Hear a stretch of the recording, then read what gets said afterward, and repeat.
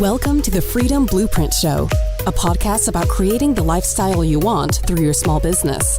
Drawing on their experiences starting and running multi-million-dollar small businesses, three friends, John, Ryan, and Gabe, discuss how to have a business, but more importantly, a lifestyle you love. Welcome. Where are you at, John, these days? I'm in Clearwater Beach, Florida right now. What are you doing there? I figured it'd be nice to be by a beach, be somewhere warm when it's wintertime. So I'm here for a month until the end of January. Nice. Yeah, it's pretty sweet. I'm definitely liking just being on the beach. Yeah, like being where it's warm makes me want to exercise more, be outside more. Dude, I'm bummed that I'm going to be in Tampa and you won't be there now. Yeah, man. Is that the only time that you can come? Yeah, because I don't have the kids next week. So that was like the best time to go. Yeah, that's shitty timing. Yeah, I'm going to be in Park City that week. Where Ryan is, right?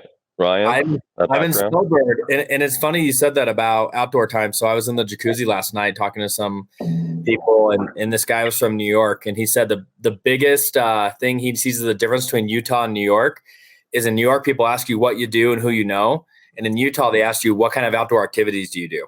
Like that's how conversations happen. Like things are focused more around like activities and getting out and doing things. So I thought that was kind of cool. That is cool.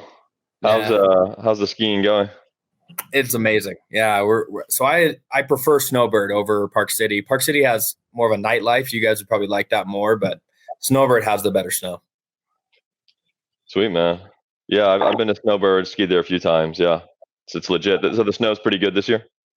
It really is, yeah, except I have three crazy kids on skis that just bomb the mountain. I have to try to keep up with them. No fear, man. We're going down Chips Run, and my little Beckham, he just turned 5. So, I mean, he's little, looks like a 4-year-old.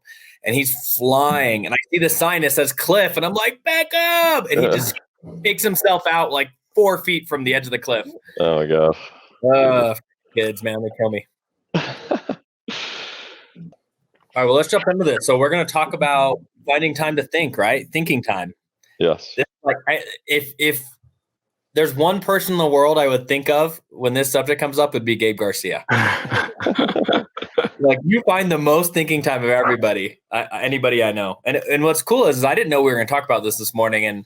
And this is what I was thinking about late last night. I woke up in the middle of the night, and when I do that, that's where I find my thinking time. But Gabe, kick us off, man. Tell us what your thoughts are on that subject. Well, you guys are richer than me, man. So I don't know. I think I have to take some pointers from you guys. But yeah, I mean, I think when it comes to thinking time in general, like it's super powerful, man. It gives you space, gives you clarity, helps you just take a step back and kind of see things from a different perspective. And I don't know, it gives me sanity, man. Like I feel like when life is like, when there's too much activity happening, if I don't have time to just like understand what is happening in my life and make sense of it and reflect on it, and think about it to make sure it's like what I want. Like I start feeling anxious and feeling like I'm out of alignment with something, you know? So I live my life a little different than you guys, and I know it frustrates the heck out of you guys. I live this like organized chaos life. My life is so chaotic, and there's so many things going on. It's hard to find thinking time for me. I mean, what do you guys do to find thinking time? Well, I know, Gabe, you're big on the morning stuff, right? And like you have your plane on like airplane mode and all that, like until a certain time every day. Yeah, for the most part. I mean, but like, yeah, like my morning, it was cool. Because I just moved into a new apartment. I'm living the single life now. And, it's been a big change for me personally, and I'm still adapting. Like it's going to take a while to, I think, get used to the changes. Especially now I don't have kids with me for a week. Like that's a whole new experience for me. So I was like, something was just feeling off. So I'm like, you know what? Like I need to envision like, what does my perfect day look like? Like now that I don't have kids, like the week that I don't have kids, like what does the perfect day look like for me? And so, you know, obviously it was same thing, like not waking with an alarm clock. That's big for me. But it was just having an hour and a half a day to just have my journal, read, drink my coffee, and just like be, and think about things. And like, I don't know, that's just important for me, man. It just grounds me and just makes me feel like I'm walking my path, Let me dive more with you, Gabe. Do you control what you think, or do you just let your mind think of whatever it wants?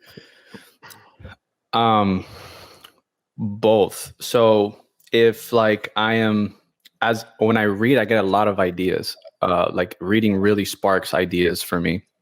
And sometimes I may have things on my mind that are dwelling. And so it's kind of like listening to the noise. And there's two parts of it. There's listening to the noise and then knowing like, okay, well, is there anything here for me that I want to think about more? That's important. And then if not, it's like, all right, ignore the noise. And then it's like, what do I want to think about? What's important right now that's worth spending my time, putting energy and thought to. And sometimes it's just pure inspirational. It comes from reading and just brand new ideas that I didn't even think about. Or in other times it's something that's on my mind that I think it's worth thinking about, So it's different. And Ryan, with you, so what is the, like you have your time in the morning, don't you? Because then you get up super early before like your kids and stuff like that. So don't you kind of have that time that you use for this? I don't do as good job as you guys do of intentionally finding time to think. My times to do it are my best times that I've had, I guess, is when I wake up in the middle of the night and I can't sleep and I can just stay there in silence and my mind just kind of wanders and thinks, and I'm in this like euphorial state. It's really neat. I really, really enjoy those times. However, I mean, no joke, last night I was kind of in one of those states and I was thinking about how nice it would be to go on a vacation specifically to just think and relax, because vacations with me are with kids usually, and it's not time to think. Like it's more stressful than being at home sometimes. Sometimes you need a framework to think too, bro. Like, so I've been doing that. There's a good book called The Wealthy Gardener, and that book inspired me to do that. But I did it last quarter. I took two days off. I went to the Standard Resort Hotel and Spa here in South Florida. It's a really cool place. And I just went by myself. And it's like, I'm just taking 2 days to myself. I'm just going to have fun, like just be, and just whatever things on life I want to think about and contemplate on, like I'm going to use that to see, just to make sure that my life is headed. Like I want to be intentional about what I create, and the thinking time really helps me do that.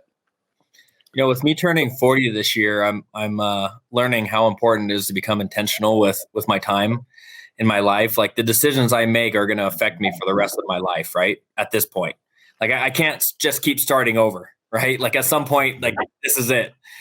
And, one thing that I have a goal this year to do is turn my computer screen off and my phone off when I'm at work and just sit there for little time, short, 15 minutes at a time, and then 30 minutes, and kind of grow that capacity level. Build it. Yeah. I don't like myself as much as you like yourself, Gabe. And yeah, Gabe definitely loves himself. I do. I love myself. we use the computer as a handicap to think. Don't you guys agree? Oh yeah, it's the worst. If you want to think, technology is horrible. I think. Like, it needs to be a way, because I don't want to get deep into the science behind it, but it makes you nervous, man. And when you're thinking, like, you don't want to be nervous, you want to be calm. Yeah, it definitely gives the feelings of anxiety, for sure. Like that's why I turn notifications off. It's because like that stuff, I'd be in the middle of something and then I'd hear a buzzing or a ringing or something or a vibration and like take me out of it. And then that would happen just over and over again. And now you were constantly living in a low level state of anxiousness when you have that stuff on. And Ryan, you seem like you have, like you seem like an ADD type guy, And so for you and anyone listening to the show, like you might want to look at from a health perspective, specific supplements, even specific medications to just help calm the noise down and put you in that state where you can really focus. And like for you, I would think technology is the absolute worst if you want to think, because you're so creative. Any little idea coming in, like from a text or anything on the computer is going to completely distract you, and you're going to completely go off on a tangent and lose sight of what you were doing, you know? Yeah, that's why I say when I get in work early in the morning at like 5 a.m., 6 a.m., I can get so much more work done in those 2 hours than I can in the 8 hours throughout the day. Because I'm constantly squirreling at different things throughout the day. And even though I'm getting stuff done, it's these micro things. And it's not a big picture getting stuff done. And I notice the more frustrated I am at the end of the day is the when I have the least time to think, where I'm in more meetings and more interruptions. And I find that. Go ahead, John. Yeah, I was gonna say I find that too. Like when I'm the most reactive in the day, where like I wasn't intentional about it, and like what I was doing was dictated by an email I got or a text I got or something, and I can't look back and remember like what did I do, what did I accomplish today, and I can't think of like what I really accomplished because I didn't accomplish anything. I was just responding and reacting all day. That's when I feel like the least fulfilled, the most frustrated. Correct. Just the worst. And thinking time, we're used to doing it in the morning too, but it can also be done at night. And it seems like Ryan, it seems like your brain turns on for you at night. And maybe that's something that maybe, you can utilize is maybe create, instead of a morning ritual, you do an evening ritual where the noise shuts down. The world is not harassing you anymore. So it doesn't require as much willpower to put the phone on airplane mode. Because even if it's on airplane mode, no one's going to be, for the most part, bothering you at 10 p.m. at night, or 11 p.m. at night. And you can, put yourself in a place of solitude to think.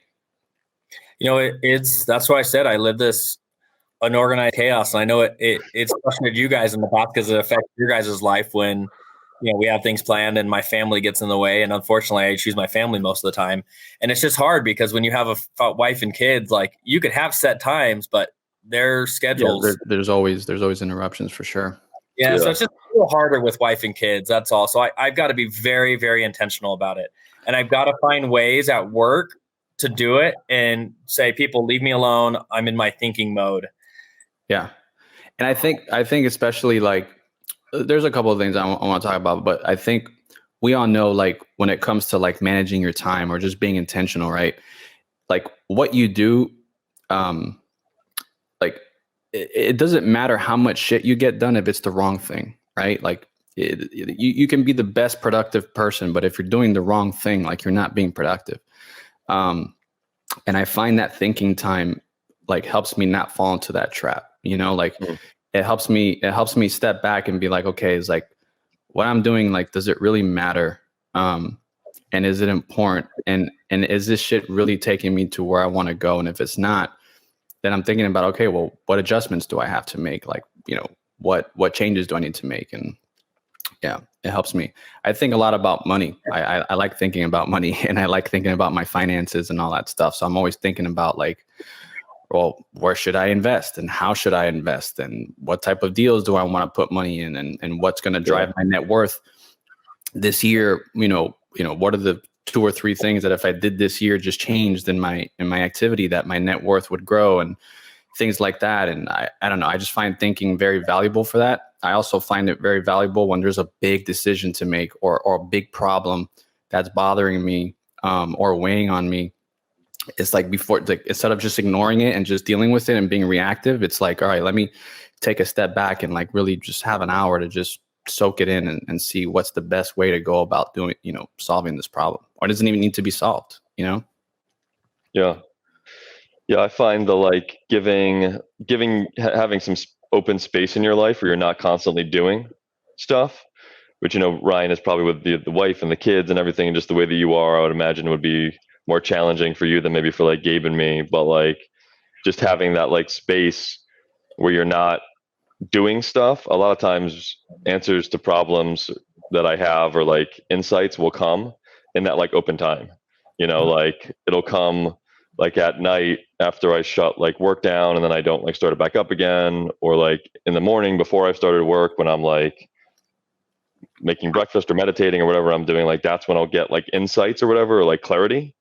Which, if I was just kind of immediately doing stuff and then constantly doing stuff, I feel like I wouldn't get that. For sure.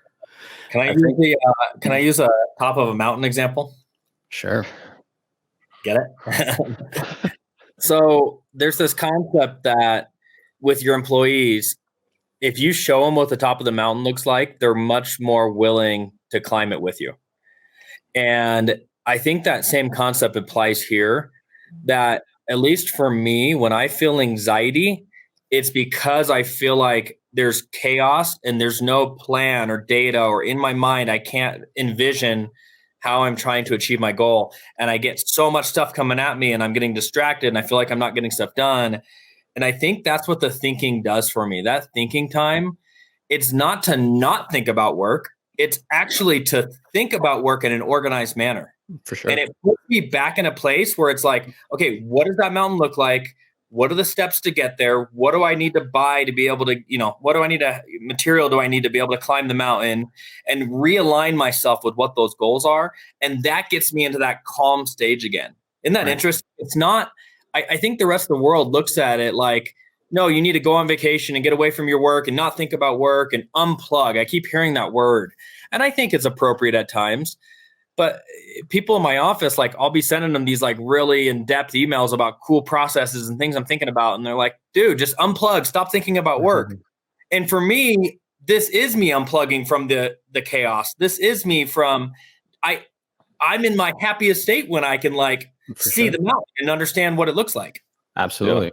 It gives you energy, right? You come out feeling invigorated and refreshed, because now like, okay, well, I see the mountain and I know the steps that I have to take to get there, versus like, man, like, when you're climbing up the mountain and you're just like, you feel like you're just, you're not really, you feel like you're not progressing there or you're not taking like the most direct path that you can be taking to get up there, for sure. Yeah. Vacation, I mean, is a great time, just time not in your normal environment. There's a lot of times where insights come from me too. I mean, like you're saying, Ryan, like having that physical space from your businesses, you're able to, at least I'm able to, when I have that, just like see what's important. Like Gabe, you're talking about, like, so much more clearly. You're not like just caught up in all the details and all the day-to-day stuff. And yeah, I mean, I have some of my like best ideas, my best like insights on how to change like strategy, or just big shifts that need to happen that like I totally wouldn't see if I hadn't stepped away from it. 100%. And sometimes too, like on my thinking time, I mean, Ryan, you've probably been a recipient of it, but like while I'm thinking through something and I get an idea, or I'm thinking deep about the topic and I'm like, man, I want some perspective on this. I'll just randomly call people that I want to connect with. And hey, I'm thinking about this. Like, what do you think about this? What's your thoughts on this? And I'll gain perspective from other people too, to just refine my thinking and include, other perspectives that, I think can be valuable to the process, Yeah. If you're listening and you guys don't have friends and acquaintances that you could do that with, you have the wrong friends. And I think that's why the three of us, we enjoy this show, right? It's a time for us to just kind of think and talk about stuff. But, for sure. One of my goals in life, and I'm really like pushing my wife to agree to let me do this, is to buy a Sprinter van. Do you guys know what a Sprinter van is? Yeah. I'm coming. When you buy it, I'm coming.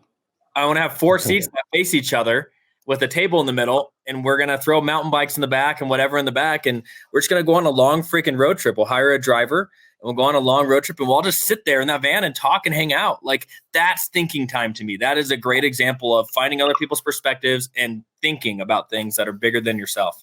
I love it. And you can, I think it's a great idea. And I think that you can even schedule thinking time, like intentionally with other people that that you feel you can gain value from, and just doing that. Like Bill Gates does it all the time, right?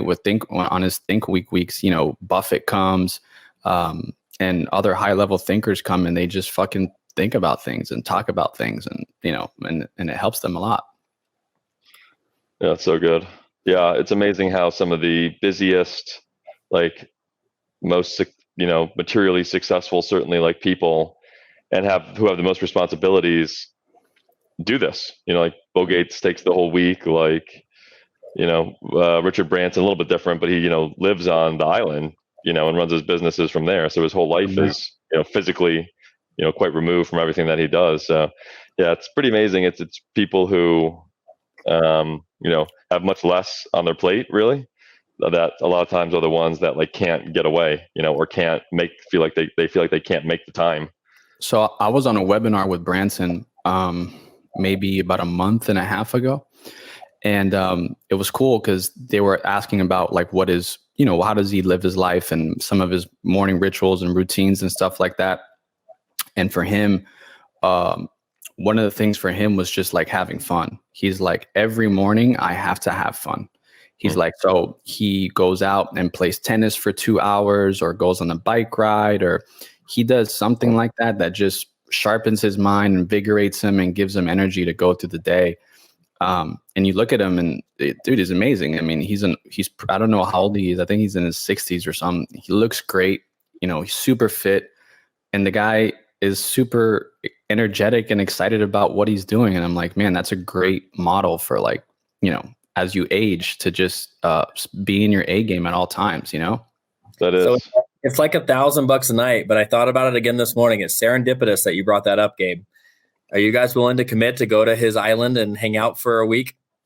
$1,000 a night? It might even be more expensive. I don't know. It's pretty expensive, but it's all inclusive. Like all the scuba gear, all the jet skis, all the windsurfing lessons, like all the food you want, tennis. I mean, you have access to the whole island. I stayed there last year. It was amazing. I think I feel like it was worth it. I think I would start right now with the Sprinter van for me. John, I know I've been trying to get you to go for years. I know. You feel like it was worth it, like when you did it last time, that you really got a lot out of it? I was there with this group called Acti Global, and it's like an entrepreneurial deal where they're trying to raise money, and it was really neat. There was a bunch of billionaires there, and really important. Like the guy that started Zoom, the deal we all use, the guy that created Zoom was there. Nice. Just really, really cool networking. So it wouldn't be like that if we went. It would be more private, right? And there might be other people there, but I think it only sleeps up to 50 people for the whole island. You could stay in the main house where Richard Branson lives, or you could stay in like some cabanas down below. And definitely cool. Yeah. It's an experience. You can see John, he's like thinking about it and like mulling over. You can hit golf balls into the ocean. Like it is so much fun. There was like I was in the pool and there's like a sushi boat that just floated right by me, and I'm like picking sushi. Yeah, I mean, that would be definitely like a totally peak experience kind of thing. A totally unique, just like, yeah, super, super memorable experience. So I'm just telling you, it's only you've intrigued me. Only downhill from there. So after that, you can't get any better. I remember I was listening to a story. I've talked about this guy a couple of times on the show, but Keith Cunningham, he was talking about, he shared a story once where he went into a meeting and there was a billionaire entrepreneur, and he was pitching him something, and I forgot what it was. And when he was in the boardroom talking to the guy, an employee had barged in and basically had asked him like, hey, we need to make a decision on this investment thing. And it was a pretty significant investment. I don't remember the exact amount, but it was a multi-million or $100 million decision. And the guy's response to the employee was, I have my thinking time scheduled in 2 days from now at 5 a.m. He said, so talk to me that day after my thinking time, and I'll let you know what the decision was. Wow. And Cunningham was like, whoa. He's like, this is a whole other level. He's like, thinking time. What do you mean thinking time? And he had it scheduled, and he had his, thinking time practice. And for me, that hit home. I'm like, man, like there is another level. And like, if these guys are playing at that level, I need to like sharpen my game, Wow. Yeah, that's so impressive. I mean, that takes such discipline to be able to do that. I mean, that's amazing. Yeah.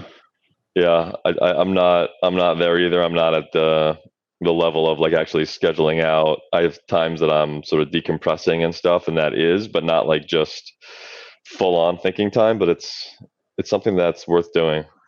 Yeah. But, and just to kind of hit home, like, all right, but both of you guys are, both very successful in your own right. Like, how, like what were the things that, in your life that like made you switch course, right? Because you've all have I mean, I guess it's probably safe to say we all walk unorthodox paths, right? Compared to the masses. And so there was something behind both of you that said that, had to come to some type of conclusion through thinking to say, okay, well, what I'm doing is not going to get me to where I want to go. Like I need to do A, B, and C to get to where I want to go. And you've obviously gone, to a good spot. So like, what do you think? How did you guys refine that, or just, get to a place to come to a conclusion? Like I need to do this and that versus, what I'm doing now. I don't know if this answers your question, Gabe. I think it does. This is kind of my takeaway from the show, or one of my takeaways. And I think it's something that sets me apart. I think of running, right? So you got these guys that will go out there and run like crazy distances, like 100 miles and, these stupid numbers. And I've got a friend like that. And it just like my capacity to run is like a half mile or a mile and I'm done. And I don't enjoy it. I don't enjoy the pain that comes from it. He gets this euphoria from it that he enjoys. I don't get. And I feel like I'm him in the business world. Like I'm always on for the most part. And I get teased about that sometimes, right? Like, Brian, like you're constantly thinking about business. You're constantly on. Like I could be with kids and be thinking about business most of the time still. Yeah. Right. And I could be present with them. Don't get me wrong. But there are times when they're busy and they're doing something and I don't need to be present with them, if you understand what I'm saying. Absolutely. And I find time to think and I enjoy that running 100 miles in the business world a day. Like I enjoy the thinking about business, and if you don't enjoy it, you need to learn to get that capacity and build your capacity. And I'm sure I got stretched over time, just like the guy that runs 100 miles. He didn't do that day one.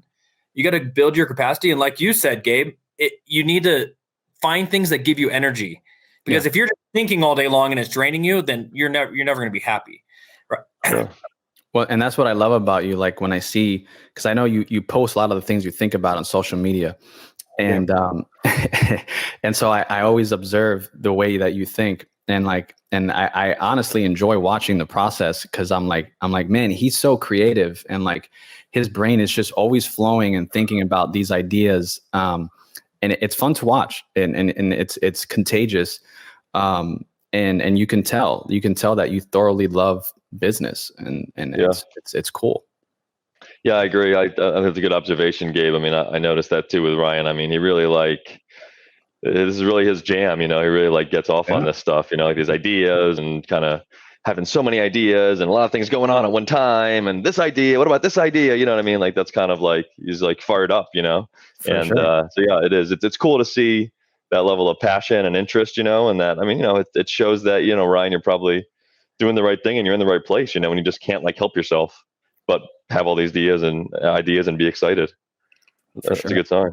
How about you, John? What's kind of what sets you apart? What's your path? I mean, what got me started in the whole entrepreneurial thing was just the reality of working at a business. I had gotten promoted every year from out of college for 4 or 5 years to be a mid-level sales manager, basically. But I saw that promoted every year thing was not going to continue indefinitely. I wasn't going to be a CEO in 4 more years or something. And I was 29 or whatever at the time. And I just saw for my next job where I was going to make maybe $100,000 more than I was making now, it might be 2, 3, 4, 5 years, of kind of waiting basically. And so I just didn't see the path to making $500,000 or more dollars, let's say a year, just to pick a number, but whatever that number would be for someone. I didn't see that path working at a company. So it was just kind of by necessity. I was like, this is not the way I'm going to get to the idea I had in my mind for what I wanted for myself. So I've got to just do something different. Right. And that's when I started just looking at just ways to make money, stock trading and real estate and all that kind of stuff, and just landed on real estate. And it took me years and years, to finally find the niche in real estate I could make into an actual business enough and make enough money to leave. It took me years, but that was kind of my process. Do you think your capacity to think is greater than the people that are in your organization?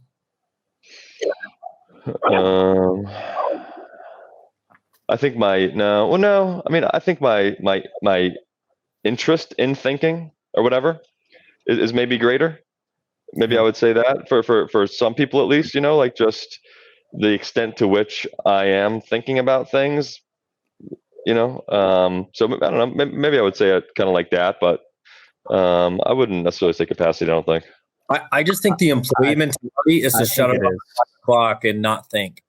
I think my capacity is much more than that of the team. Not to say that they don't have the capacity, they do, but I think also the capacity to think is a muscle, like you said, Ryan. Like it's something that you work on and you build to, right? So I've been doing it for, gosh, I mean, it's hard to be a business owner and not think. You're even if you don't have a structured process for it, you're still doing it at some level, more than the average person, because just for you to be in business, you have to think, right? Like you're thinking differently.